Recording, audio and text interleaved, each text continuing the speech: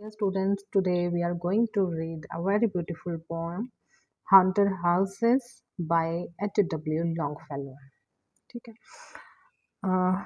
हम सब ने ही हाउंटेड हाउसेस के बारे में सुना है, ठीक है, लेकिन जो हमने मूवीज़ में देखा है, टीवी में देखा है, उससे पोएट का नज़रिया बिल्कुल अलग है। ठीक है, हमने देखा है कि हाँ, जो स्पिरिट्स होती हैं, घोस्ट्स होते हैं, ये हमें ह्यूमन बींग्स को नुकसान पहुंचाते हैं।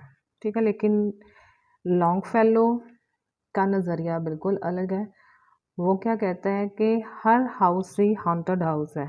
जिस भी घर में कोई रहा और किसी की डेथ हुई है, वो हॉन्टेड हाउस है। और उस घर में जो पहले रहने वाले लोग हैं, वो वहाँ पे आते जाते रहते हैं। But they are not meant to harm us. बस वो वहाँ पे आते हैं, जैसे वो पहले अपना काम करते थे, जो उनकी रूटीन है थी पहले, उसी को बस फॉलो करते हैं। वो हमें हार्म करने नहीं आते। ठीक है, let's read this pome. All houses wherein men have lived and died are haunted houses. Okay, the poem starts with a straightforward statement. Okay, and the poet says that all houses, जहाँ पे भी कोई लोग रहे हैं, they lived and died, वो सारे haunted houses are, all are haunted houses. Through the open doors, the harmless phantoms, ghosts on their errands. Errands means tasks. Glide means move lightly and smoothly. और वो open doors के through आते हैं. They are harmless phantoms and they move very lightly and smoothly and they perform their tasks what they were doing earlier. ठीक है, जो काम वो पहले करते थे बस वही करते हैं. With feet that make no sound upon the floors. We are human beings. Okay, जब हम चलते हैं फ्लोर पे तो हमारे कदमों की आहट होती है, लेकिन जब ये घोस्टर्स होते हैं तो इनकी कोई फिजिकल बॉडी तो है नहीं, तो they move without making any sound of their feet. We meet them at the doorway, on the stair, along the passages they come and go. क्या हम इनको कहीं पे भी फील कर सकते हैं. We can meet them doorway पे, स्टेयर पे, पैसेजेस पे. They come and go. Impalpable means something that can not be felt physically. ठीक है, लेकिन उसकी प्रेजेंस है. We can feel their presence, लेकिन फिजिकली उनको हम टच नहीं कर सकते, देख नहीं सकते. Impalpable impressions on the air, a sense of something moving to and fro from one side to another. ठीक है, we cannot see them, we cannot touch them, but we can feel their presence. They are simply impressions on the air and they move from here to there.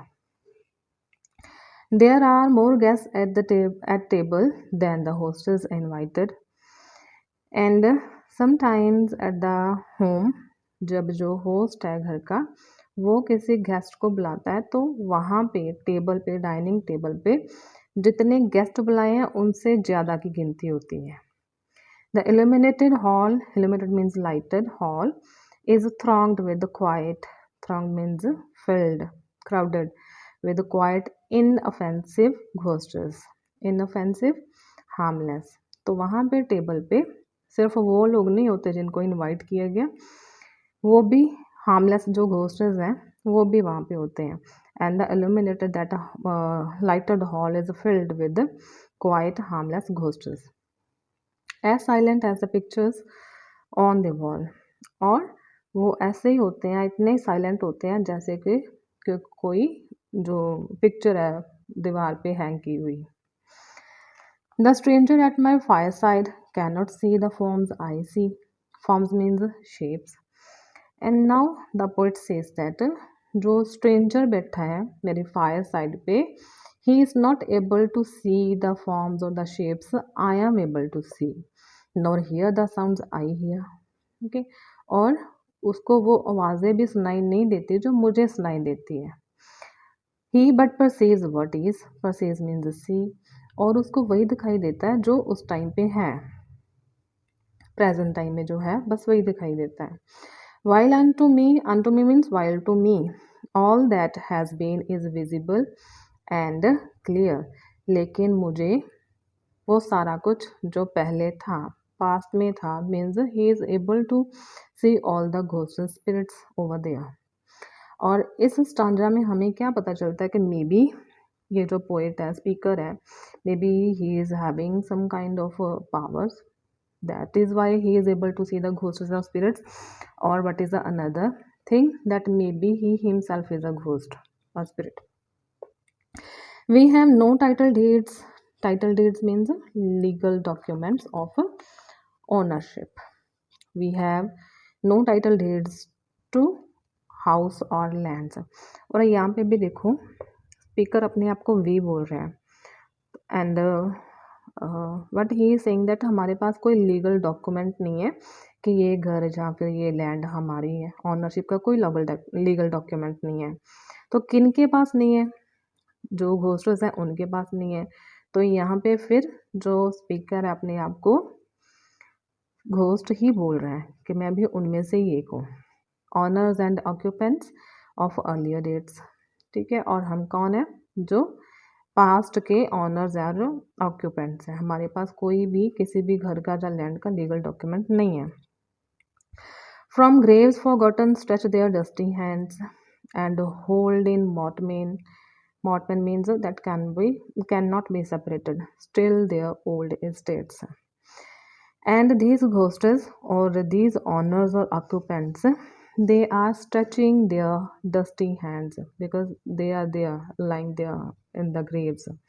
ठीक है, अभी वो graves में है, they are forgotten by their families, but they are spreading their dusty hands and still they have a link with their old estates, and this link cannot be separated. The spirit world around this world of sense. This world of sense means real world. और जो spirit world है ये हमारे real world के around है.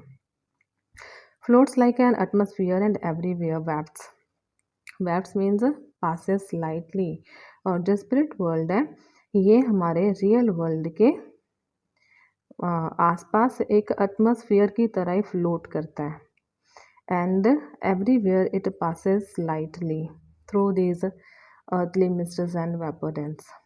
Okay, जो vapours हैं और जो अर्थली मिस्ट है इसके थ्रू ये लाइटली पास करता है। A vital breath of more ethereal air. Ethereal air means otherworldly atmosphere, and it is like vital breath means important breath, and it is as if important breath of a otherworldly atmosphere. Our little lives are kept in equipoise. Little lives means our lives are very short and are kept in equipoise. Equipoise means balance, and they are balanced.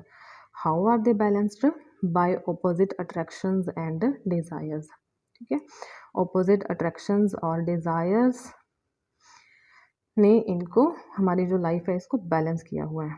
The struggle of the instinct that enjoys means human instincts seek sensual pleasure, and the more noble instinct that aspires. The poet says that at the same time, when human instincts seek sensual pleasure, at the same time they are complemented by higher instincts for noble goals. These perturbations means mental disturbances, this perpetual jar of earthly wants and aspirations high. And the poet says that these mental disturbances are because of the earthly wants and very high aspirations come from the influence of an unseen star, and it is influenced by an unseen star, an undiscovered planet in our sky, and it is also influenced because of the planet which is still undiscovered. And as the moon from some dark gate of cloud throws over the sea a floating bridge of light. Now the poet says that the moon comes from some dark clouds and it throws its light over the sea, across whose trembling planks means flat pieces of wood, our fancies crowd means travel, into the realm means world or region or area of mystery and night means darkness. And then what happens? Across whose trembling means shivering or shaking planks, our fancies crowd. Okay, there is a bridge of light and it is floating over the sea, and it is made of and on its trembling planks our imagination travels. It travels and it goes into the world of mystery and darkness. So from the world of spirits there descends. The ninth stanza, poet said that there is a bridge that is coming from the sky. Okay, the moon comes out of the clouds in the sky. Okay, now he says that just as the bridge of light descends from the sky, a bridge of light also descends from the world of spirits on the earth, okay, whose unsteady floor our on whose unsteady floor our thoughts wander about. Okay, over whose unsteady floor that sways and bends means it moves from one side to another, wander our thoughts. And on this floor, our thoughts wander above the dark abyss. Abyss means bottomless space. Our thoughts wander above the bottomless space. Okay, the poet here seems to support the idea that ghosts, particularly of departed friends and family members, are products of our fertile thoughts and emotions. ठीक है, ये सिर्फ हमारी सोच में, हमारे emotions में है. Okay, nothing else is there. Okay, thank you for watching. Kindly subscribe my channel. Now let's know about the style of the poem. The poem is divided into 10 stanzas of 4 lines, each in almost a similar length and arrangement. It follows the traditional rhyme scheme ABAB. Except the mysticism in the last stanza, everything is clear. There are various literary devices which have been appropriately used for various functions, such as creating sensuousness or emphasis. First of all, we will talk about the metaphor. Metaphor is a sort of comparison in which one set of things is applied to a different set of things. And in this poem, the human soul, which is immortal, has been compared metaphorically to a perpetual czar. Okay, here it is written. This perpetual czar of earthly wants and aspirations. Hi, okay. Immortal soul is compared with the perpetual czar. Now, the second thing is a simile. It is also used here. What is simile? It is a direct comparison between two similar things or objects. Longfellow uses a simile to compare the silence of the ghosts with the silence of the pictures on the wall. Okay, so this one, the illuminated hall is thronged with the quiet, inoffensive ghosts, as silent as the pictures on the wall. This is a simile. Now, third thing is alliteration, and it refers to the repetition of consonant sounds in nearby words. And there are many examples of alliteration in this poem.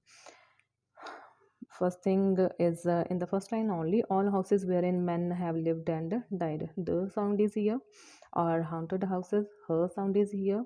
Here in impalpable impressions, m and per sound, a sense of something moving to and fro. Sir sound is here. Okay, then let's talk about personification. What is personification? It refers to attributing human characteristics to a non living thing, and here it is used. And as the moon from some dark gate of cloud throws over the sea a floating bridge of light. This is personification, and this is visual imagery also. And here also on this page, honors and occupants of earlier dates from graves forgotten stretch their dusty hands. This is also visual imagery. Okay, that was all about the style of the poem. Thank you for watching.